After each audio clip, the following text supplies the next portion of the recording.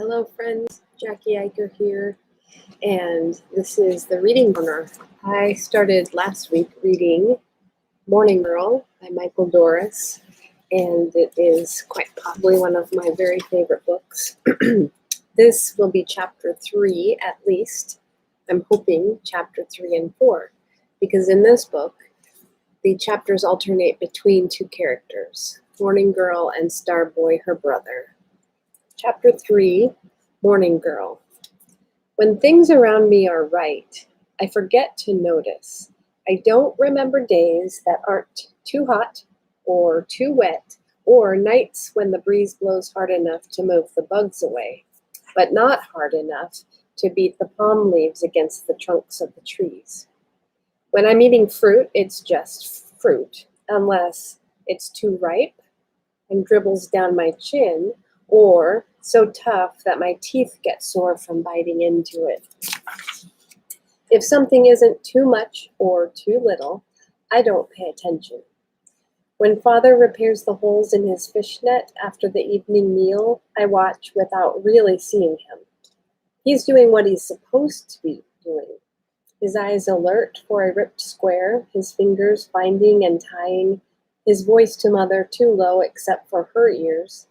Or in midday when it's just Mother and me inside, her humming or telling me about when she was a girl my age while she pounds roots for dinner.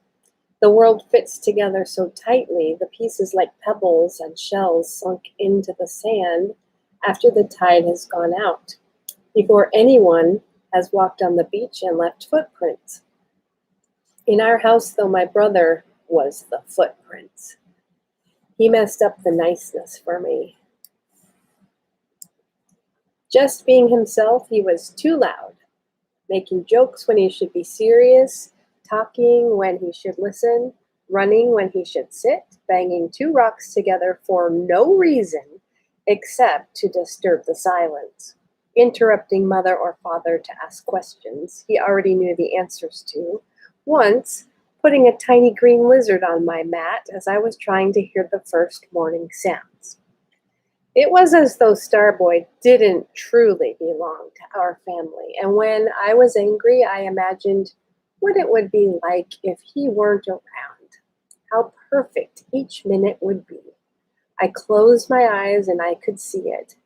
Father and Mother and me, never arguing or raising our voices, and usually, at the very instant, as if called by his name, my brother would come stomping through the doorway, bringing dirt where I'd just swept, throwing his arms around Mother when she was trying to finish a story, or wanting Father to leave his work and go outside to look at some mouse hole or an oddly shaped cloud. My brother never simply put his footprints in the sand. He jumped in it, kicked it, dug holes, pried rocks loose, and threw them into the sea to see the splashes. But whenever I pointed out how he acted, and the truth is, I did it only so that he would learn and not make the same mistakes a second time. Only so that he would understand how good it could be if he didn't ruin everything. I was the one who got the raised eyebrows, as if he were my fault. Yet Starboy was a trouble I was used to, an ordinary trouble that really was not so bad, not like a real trouble. I remember very well the afternoon when Mother told me her news. She and I were sitting side by side, spinning strings of cotton. She was showing me how to twine the new strands together with the old, the hardest part. "I'm sure you're very lonely," she said.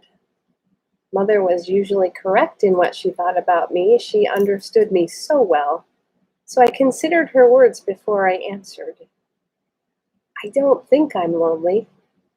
"Oh yes," she said. "You just don't realize it because you don't know how happy you will be with a new baby sister to play with." "I don't have a new baby sister," I reminded her. But at that moment, I began to wonder. I remembered how many whispers Father and Mother and Grandmother had been having lately, and then I realized that it had been a long time since Mother had gone off for her days in the women's house. "What shall we name her?" Mother asked, watching my face. She's not a real person until she has a name, not a human being, not your sister or my daughter. After she comes into the world, we have to decide right away who she is. Father and I need you to help us, and Starboy too. Starboy. For a moment, I had forgotten about him and was picturing a life with just mother, father, and a new sister. When is she coming? I wanted to know. Not so soon, Mother smiled, but I've begun to feel her approach. She reminds me of you because she's so strong. I discovered that I like this new sister already. Does Starboy know? I'm going to tell him tonight. I like this new secret sister very much, and even more later on when I listened to Mother and Starboy talking in front of the house. How do you know it's a sister? He asked. Why not a brother? Why not a wonderful parrot like the one those strangers brought with them from another island last year? It could be a brother, Mother said, but I don't think so. I'm certain it will not be a wonderful parrot. If it's another sister, I'll leave and go someplace else, Starboy warned. I'll find a house that has no sisters at all. Wait before you decide. Mother put her hand on Starboy's head. Every sister is different. Yes, I called from where I sat. This new sister will never let you put a green lizard on her sleeping mat. This new sister will chase you to your new house and then make you stay there. Maybe we should wish for a wonderful parrot, Mother said softly and went to tell Father. A turn of the moon later, Mother was gone when I came home. Father said she went to visit Grandmother for a while. I could tell he was worried, because he held his mouth in a thin line when he thought I wasn't watching. He worked in the house all day, putting the big mats outdoors to air in the sun, and retying the palm fronds on the roof so the rain would not drip through during the next storm. If Starboy and I asked nicely, he played guessing games with us. But the one thing he wouldn't do was talk about the new sister. He said it was too soon. Shouldn't we try to think of names? I suggested. That's like a riddle.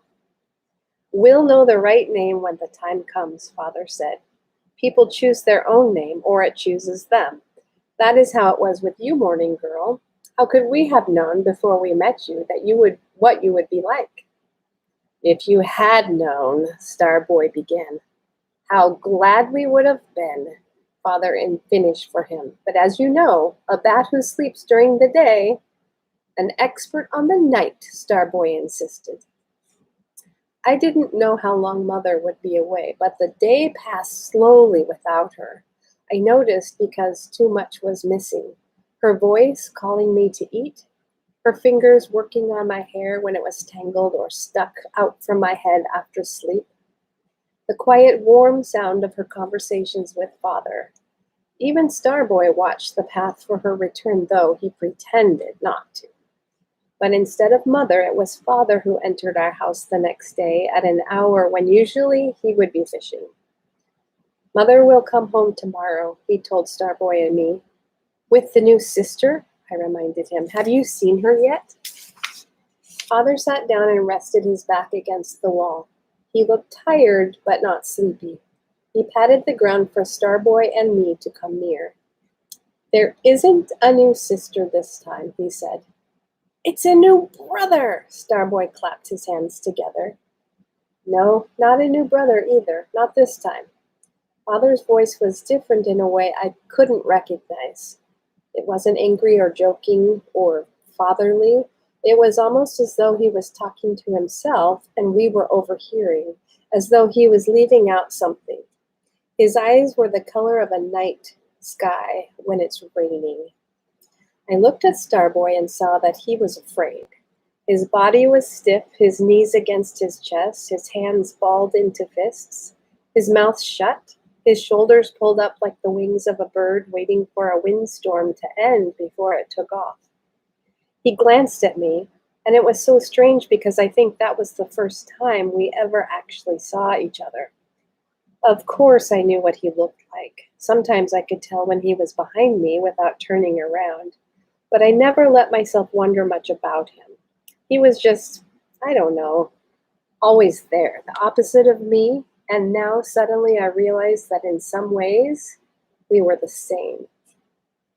Is mother sick? I asked father, but I kept my eyes on Starboy, and he stared back, waiting to see what I heard. Father sat up, put one of his strong arms around each of us, and drew us close to him.